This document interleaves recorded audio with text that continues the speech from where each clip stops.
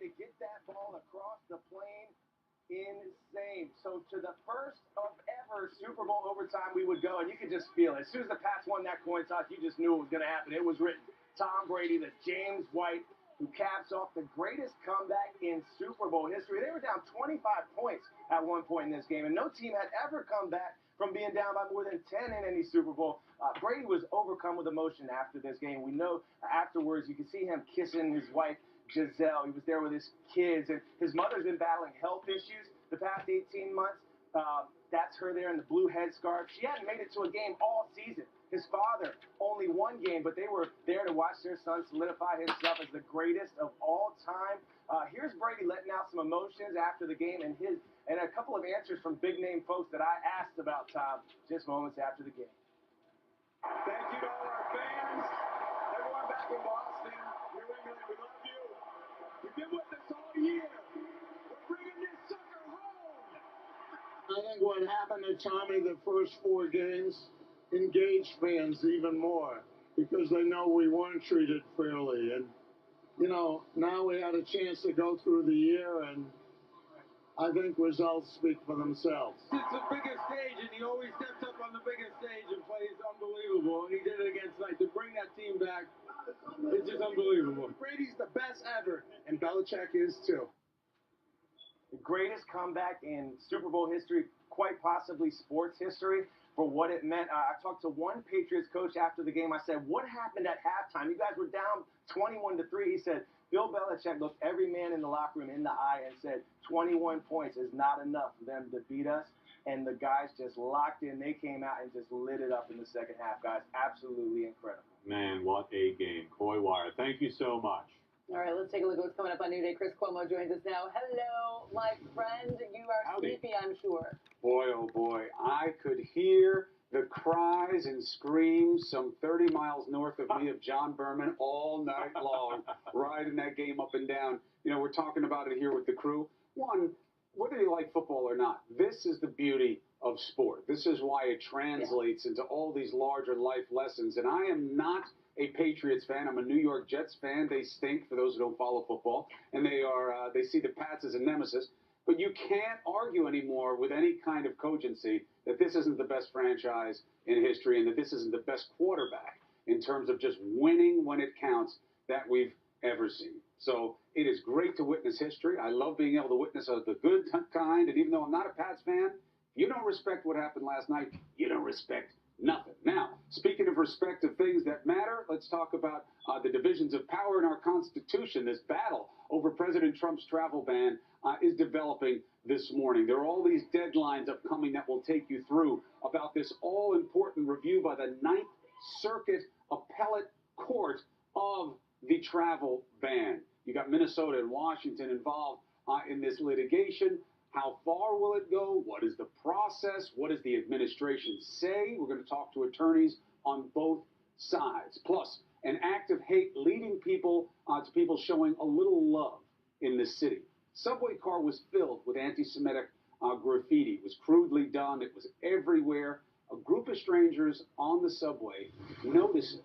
And what they do is going to keep your hope going. Oh, okay. Well, can't wait for that. Thanks, Chris. That stuff is happening way too much. Thanks, Chris. All right. All right. After months of criticizing the jobs report, calling it a hoax, the president now seems to accept it. Does this mean now we can finally get on to the business of creating jobs? We're going to check on saving money next.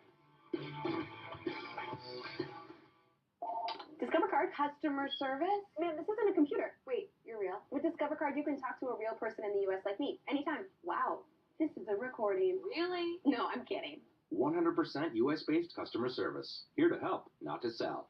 There's a story behind my skin. It's a mosaic of all the faces before it. Only True Match is L'Oreal's technology to match your skin's unique tone and undertone. 100% guaranteed.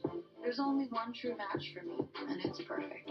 From L'Oreal. The atomic bomb is one of the most powerful forces on Earth. The atomic beam is one of the most powerful flashlights on Earth. Hi, I'm Hunter Ellis, and this is Atomic Beam USA, another bright idea from Bulbhead, the ultra-bright, tough-grade flashlight that features tactical technology used by U.S. Special Forces. This flashlight has a feeble 125 lux output.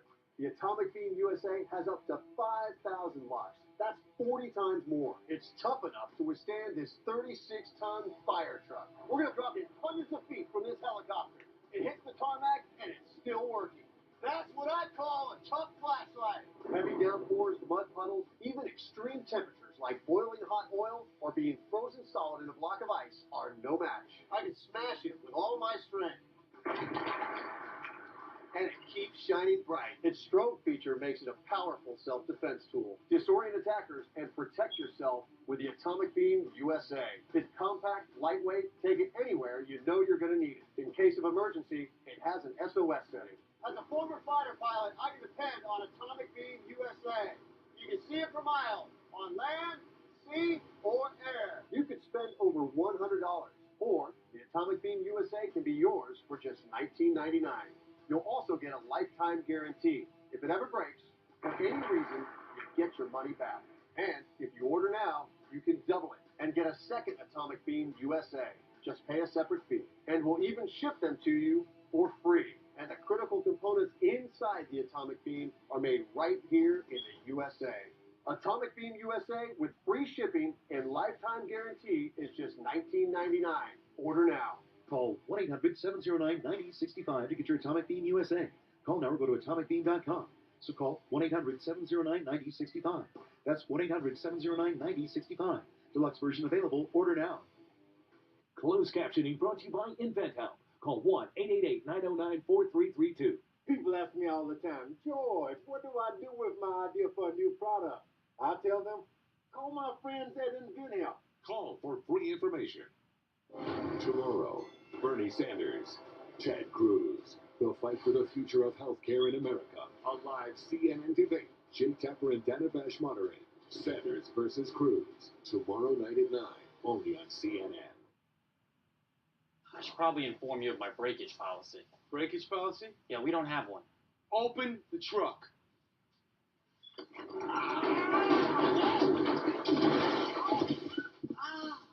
Eesh. Rich, I hate to have to do this in front of you, but I think I'm about to fire these girls.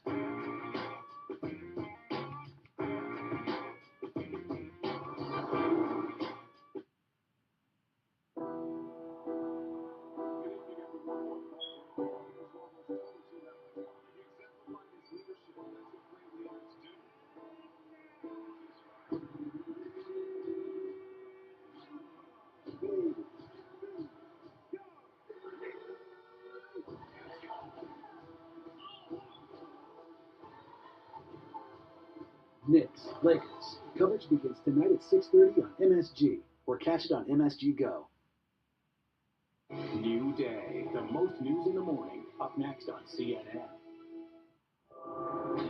The Kremlin is demanding an apology from Fox News after anchor Bill O'Reilly referred to Russian President Vladimir Putin as a murderer during an interview with President Trump. In the same interview, Mr. Trump again reiterated that he respects the Russian leader.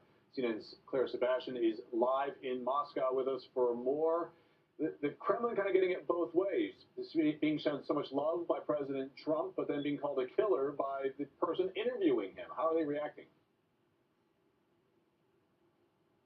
Yeah, it's interesting, Miguel, in the last couple of hours that those comments coming out from the Kremlin spokesman, Dmitry Peskov, saying that calling the comments by Bill O'Reilly labeling President Putin a killer unacceptable and offensive. But interestingly, when asked to respond to how Mr. Trump responded to that, saying that the U.S. is also not so innocent in that department, he said he would prefer not to comment. So the message here is that the U.S. administration is leaving the door open to a potential improvement in relations with Russia, and Russia is doing the same. But there are potential cracks that we're starting to see emerging in this. There's, of course, the escalation in violence in Ukraine. We don't know yet how the U.S.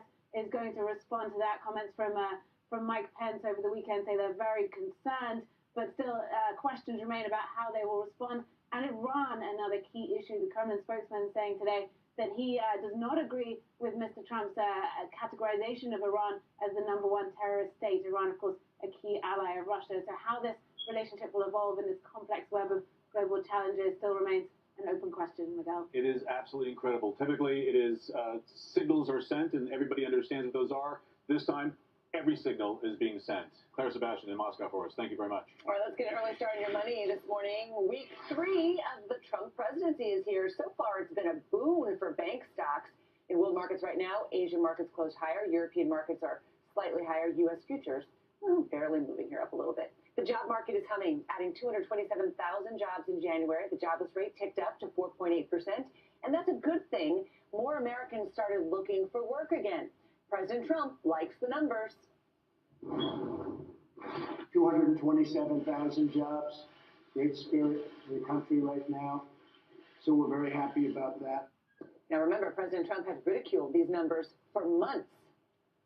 Then I read every time it comes out, I hear 5.3% unemployment. That is the biggest joke there is. Don't believe those phony numbers when you hear 4.9 and 5% unemployment. The number's probably 28, 29, as high as 35. When job numbers were good under President Obama, Trump disregarded them. Now he'll need them to measure his own progress. He has promised to create 25 million jobs in 8 years. That will be more than any president in history, even topping Bill Clinton. All right, the tone of the Super Bowl ads gives you a snapshot of what's going on in the country.